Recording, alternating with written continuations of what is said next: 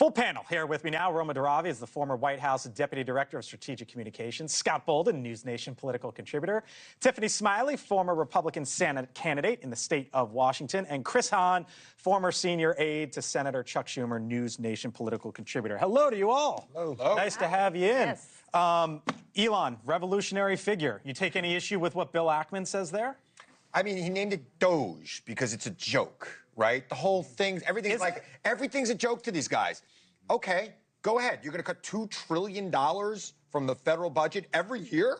What if he's only 10% successful and it's a couple $100 billion? Would that be worth it? I believe that there's a lot of waste and inefficiency in the government. If you could find real waste and inefficiency in the government, cut it out, great. If you're going to be taking a big sledgehammer to the federal government, you're going to meet a lot of resistance. You're not going to be very successful. But you find good stuff, you'll be cheered. Well, that's what elections Well, under Joe Biden, this agency wouldn't work. You know, you put a career politician in charge of it and nothing would happen.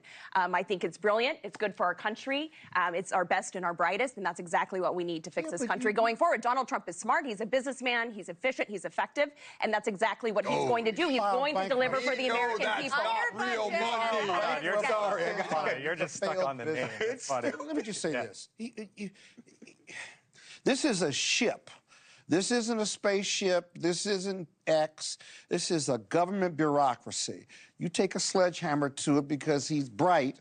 You're affecting people's lives, and an institution, you're going to get pushback. So he can be as bright as he wants. Secondly, I've said this to you before, he has a huge conflict of interest. Huge. Let's say it together. Huge conflict of interest. He cannot cut agencies that regulate him, that he has contracts with. So is he going to step away, or is he going to not involve himself in that agency? Can't do it. Whether this is a good idea or a bad idea, I just watched him send the world's biggest rocket up to outer space, send it right back down, and land it. And so I wonder... what does that have to do with making the government more efficient? The guy who wants to spend trillions of dollars to colonize Mars is going to be inefficient. Look, the American people spoke already. Thank you. The American people spoke. And this is the kind of innovation that they want. Yes.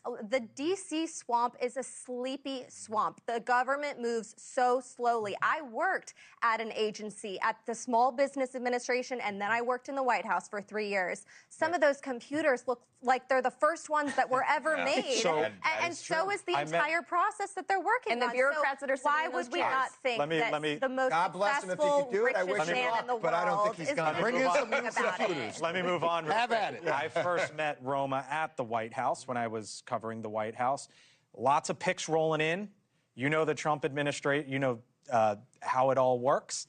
I asked you during the break, what do you think's coming next? You gave the appropriate response. You laughed in my face. What do you think's coming next? Well, look, I think President Trump did the smart thing. He picked out his national security cabinet first because the world is at war and we need true leadership. We saw him already have 80-plus conversations with world leaders, which, by the way, he was not calling them. They are calling him. So that speaks volumes. Next up is definitely the economy. So I would expect Treasury Secretary to come out soon.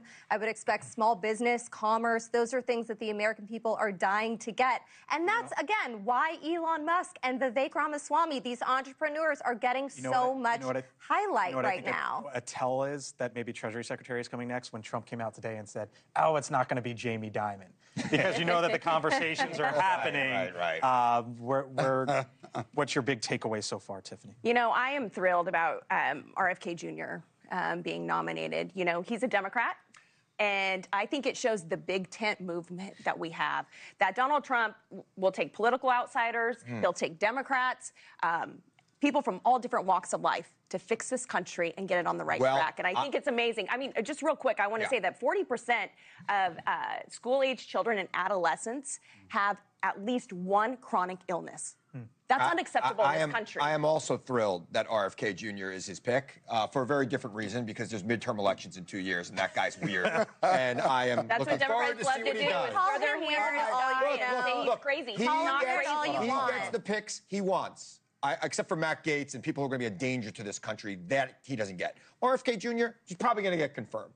Okay, he's got some ideas that are outside of the mainstream of science, and he doesn't have a background to actually do the work. And so what he's going to propose might make America healthier, or it might make America sicker.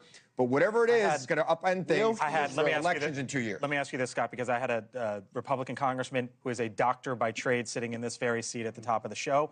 He called RFK Jr. a disruptor. What would you say? They're all disruptors, but yes, he is a disruptor. But what I worry about, on top of what you said, Chris, is will he listen to the independent scientific data and evidence, or will he rely on his opinion? For example, he's an anti-vaxxer. He's a conspiracy theorist, right? Okay, now you're going to put him in head of Health and Human Services, and will he listen to the independent scientists who push back on him? I have to respectfully disagree with what you said about that. And people say the same thing about Donald Trump, and Donald Trump was the president that delivered a vaccine during a global pandemic in record time by utilizing public-private partnership that we had never seen before he lied about in COVID history. For years. So, look, I think that the American public. What do you mean? What Tiffany said is very important. The chronically ill children, 40% are chronically ill. That was 3 years ago, by the way, that the CDC said that. By 2025, the CDC, this CDC, Joe Biden's CDC, 8 in 10 children are chronically ill. We have to figure out why. America is not healthy. You look at Japan, you look at all of these other countries. It's embarrassing. He basically told us, if you elect me president, RFK Jr. is going to have a position to do this stuff. And he did. And he's giving it to him. Okay. Game on. You own it. Assuming there's elections in 2 years, I'm very excited. Now you fix it. I'll give you the last word before we run. Yeah, so I just want to say real quick, the Democrats love to throw their hands in the sky and say that RFK Jr. is crazy, right? But it's all just it's a deflection. I know him. Hold on, let her finish. The corporate influence and big money. That's all the Democrats do. They use it as a deflection. To cover. Yeah, I hope he gets the corporate interest out of the Health and Human Services. I hope he does that, but I don't think that's what he's going to do. He's ready to do investigations. We need to find out why our kids are sick and stop poisoning them. It's fantastic. I should let you know, we had to skip over a second story. We were supposed to have 2. Oh, we can go back to it. Let's just go about a guy saying the government's out to get me. I got it. Thank you all. Appreciate it. Leave it dinner.